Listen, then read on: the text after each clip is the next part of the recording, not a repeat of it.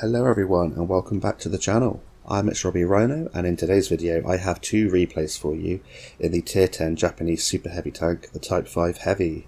This tank was buffed back in August of this year in the Tanks Reforged series, and I haven't really played it that much until the last few days where I've had some cracking games in it. These are two of the more fun games that I have had in the tank, and I thought I would show them off to you to show how I play super heavy tanks and the Type 5 Heavy in general, and also to talk about the buffs that this tank received back in August. So what did they change to the Type 5 Heavy back in August? Well, they buffed the engine horsepower from 1200 to 1500, which means that you can go up hills a little bit quicker and get to the battle a little bit quicker, but it still is very slow. You are a big, fat, chunky boy, super heavy, so don't expect to go anywhere that fast.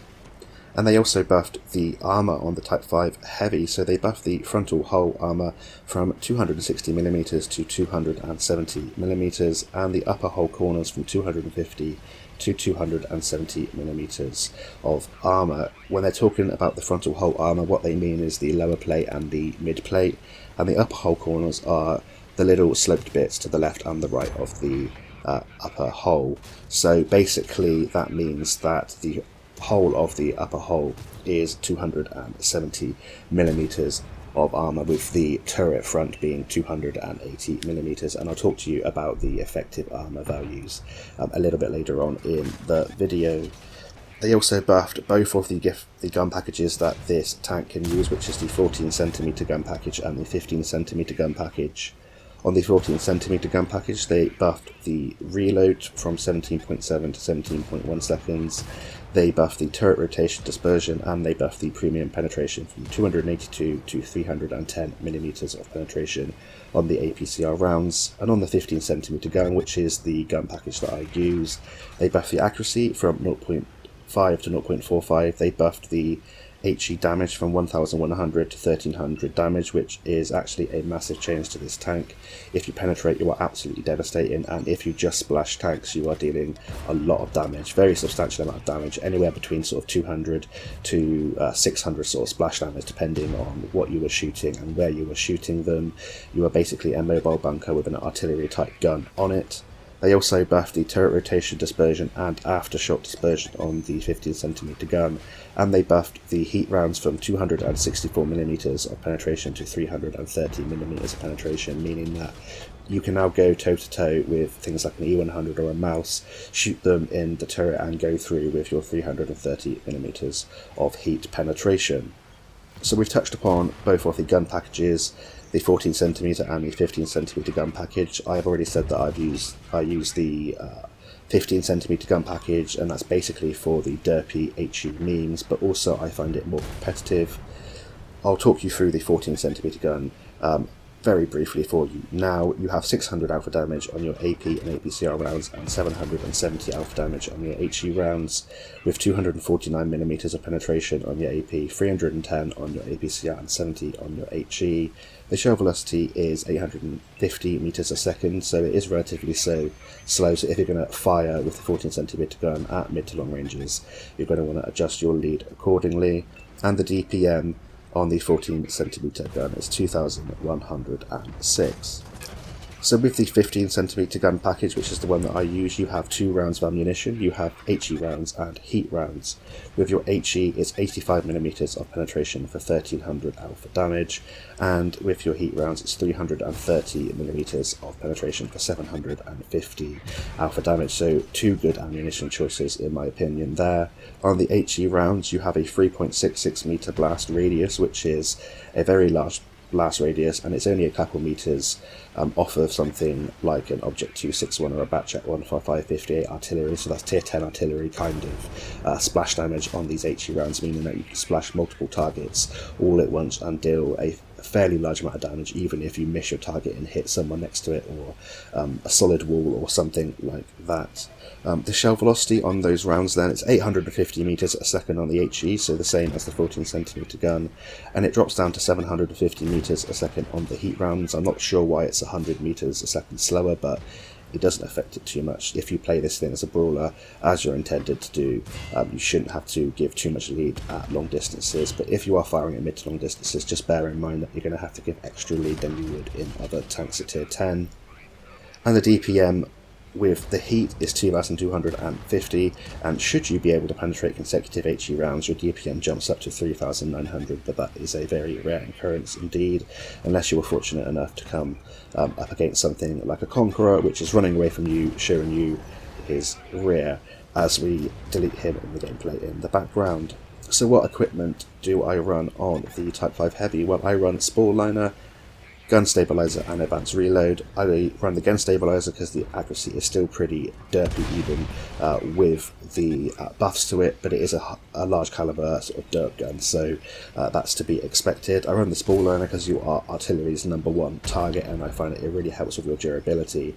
And I run the Advanced Reload, meaning that you can switch between the HE and heat rounds depending on the situation without having to reload the shell. And with my commander I run 6 Sense, Born Leader, Rapid Loading, Steady Aim, Rapid Aim, Snapshot, Off-Road Driving, Situational Awareness and Track Mechanic. Lots of gun handling skills in there to improve the derpy gun nature on the Type 5 Heavy, rapid loading I should say, to improve the DPM, situational awareness so I'm not completely blind, and track mechanics so I'm able to get my tracks on as quick as possible because I'm going to be using this tank to brawl with. Off-road driving just helps a little bit with the manoeuvrability over different terrain, meaning that I'm trying to keep up with the flow of the battle, but it is still pretty hard in the Type 5 Heavy. So all in all, with that command and equipment setup, I now have a view range of 465 meters, an aim time of 2.67 seconds, an accuracy of 0.29, and the base reload for this 15cm gun is now 16.57 seconds.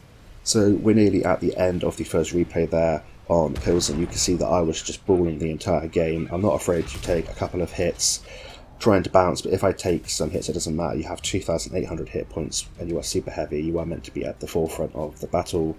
We finish MVP in that game with 4 kills. We get a high caliber and steel wall with a first class medal. MVP with 1,715 base experience points and 6.8k damage, blocking 2,400 damage. So we're going to jump on into the second replay and talk about the armor. So we're back on Pilsen in the Type 5 Heavy. We are in the same spawns as the last replay, and we're going to talk first a little bit about the effective armor values on the Type 5 Heavy, and then I'll get talking about the gameplay. So with the Type 5 Heavy, the frontal turret armor is 280mm, and as we have discussed, the buffed frontal hull armor is 270mm. If you're looking at the Type 5 Heavy dead on, that will be the effective armor values because the armor is flat. However, if the Type 5 Heavy angles at a 45-degree angle, as you should if you're a Type 5 Heavy player, then your effective armor values go up to sort of 300 to 330, 340, depending on how much you angle past 45 degrees, meaning that for standard rounds you will bounce quite a few shells, especially from tier 8 and tier 9 tanks. However, if tier 10 sort of tank destroyers start to load the gold, then they will just butter straight through your armor, and there's not too much you can do about it. When you are side scraping, the weak point used to be the frontal hull corners that were buffed to 270mm. That's no longer really the case. It will still be 270mm. They have to go through it if you're side scraping because they will be facing your opponent. However, the whole of your side should be an auto ricochet, and it will absorb heat rounds because of the 35mm of spaced armor side skirting that is along the side of the tracks. And it's a very good side scraper, and if you are trying to angle against opponents, just make sure you're angling at 45 degrees or maybe slightly over angling, and they're going to need sort of between 310 to sort of 330, 340mm of penetration to go through you at different points. If you're shooting at the Type 5 Heavy, load the gold. If you can't load the gold, there is a cupola that you can shoot, which is 210mm of base armor. That goes up to sort of 230, 250mm, depending on where you shoot it, because it is rounded, so try and shoot towards the center of it and you should go through. If you're trying to shoot at the front of the Type 5 Heavy's turret with gold, make sure you don't hit the sloped back parts, which are to the left and right of the frontal turret. They will be auto ricochet angles. And basically the rest of the advice is don't get shot in the flat parts of your armour or in the side, because you're massive, you don't have any camo at all, and you will be penetrated by pretty much everything at tiers 9 and 10, and even most tier 8 tanks from the side and from the rear, or if they just decide to load high penetration rounds. But it's a big sort of dumb, fun sort of meme machine, and it's not really meant to be played that seriously unless you're going for something like Marks of Excellence or something like that. It can just be a lot of fun to play.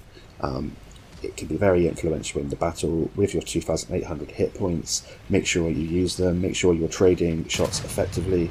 If you're coming up against a tank like Andre the Giant, say, that is right in front of us there, we will deal more damage to him if we are firing our heat rounds to penetrate than he will to us. So trade 1 for 1, use your hit point advantage.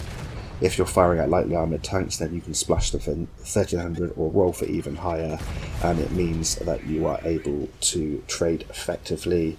And yeah, don't be afraid to take a hit. Try and be a bit of a brute. Try and take some damage, absorb some shells, bounce some shells for your teammates, allow the push to go through, and allow tanks to support you. And just make sure you're always moving, always angling your armour, and you should be golden. It's a lot of fun. Aim for the weakest part of the armour, regardless of what ammunition you're firing. If you're firing heat, that's obviously to try and penetrate it, but if you're firing HE, it means that your splash damage will be even higher. If you're aiming for a weaker part, you will splash for higher than if you were aiming at the thickest part of the armour. That's something that I didn't know when I started the game. It might be obvious to quite a few people, but for me it wasn't. So yeah, just make sure you're firing at the weakest part of the enemy tank that you're firing at. And when you're using HE just to splash tanks, you can fire at the ground near them, and also firing directly under their lower plate if it's a thickly armoured tank like that T123 in front of me. If you fire below its lower plate and splash underneath the underbelly of the tank, it will deal a substantially larger amount of damage than if you were just firing like I did there at the frontal sort of manlet and cupola of the E3, but that still dealt a hefty chunk. It was like 400 plus damage, which is absolutely insane for an HE round on a tank that's not an artillery to do. But sometimes it kind of needs it, because it can be really fun to play this tank, but also quite frustrating depending on how much gold is fired at you. But for the most part, I absolutely love playing this tank. I liked it before, but I like it now. It's just a very big, mean tank. You can get some absolutely amazing shells in on your opponents with the HE rounds, penetrating in a Waffle E100 or something like that, or even in one of the Tyrans that are running around now. That is completely OP. If you penetrate one of them with your HE rounds, deal 1,300 damage. You set them on fire, you deal module damage. Because of the high caliber nature of the gun, it can be a lot of fun. So in this second gameplay on Pilsen, you've seen me go to sort of the same area. I'm just brawling, I'm taking shots where I can, I'm making sure I'm trying to fire as quickly as possible on reload, because the DPM isn't brilliant, although it is better than on the 14cm gun if you're firing the heat. If you're firing the HE, it will drop down because you're just splashing. But just make sure you're splashing the right targets, keeping things tracked. That's a great way to get assistance and to boost your Marks of Excellence and also your XP. Keep them pinned in place for your opponents, and yeah, just advance when you feel like there's an opportunity to advance. That shell there was a little bit unfortunate on the Grow 15. We hit his gun instead of the side of the turret where we would have penetrated and finished him off. You can see me here, I'm just hugging the wall and making sure that I'm trying to proxy spot anything that's directly to the right of me there, and I'm also trying to get shots when they're poking around with HE. The great thing with the HE rounds is that you don't have to aim for a weak spot unless you actually can, then do, but if you can, just splash your tank and you will be dealing a good amount of damage. You don't even have to sort of aim to kill tanks. If they're like between sort of 100 and 300-400 damage, just splashing them anywhere on their tank would finish them off. Just like that T123, it doesn't really matter where I fired there with HE, it would have finished the T123 off. And yeah, it makes playing the tank kind of dumb. Very sort of user-friendly for a newer player, so it might be a good sort of time to start if you're a newer player to learn how to angle. It might give you chances to do lovely damage like we did there to that TVP, and it might sort of teach you how to play super heavy tanks whilst also giving you a good sort of opportunity to have an impact on the battle. It can be very influential even in a new player's hands, because depending on your penetration, if you're fighting it. If you haven't got the penetration and you're a tier 8 tank, then it's just unfortunate. But if you are an experienced player, or you get to learn the playstyle of this tank, you can use it very effectively to influence the battle. You can use your hit points to make sure your team secure important locations, and you can support Jagdpanzer's E100 that want to take your spot.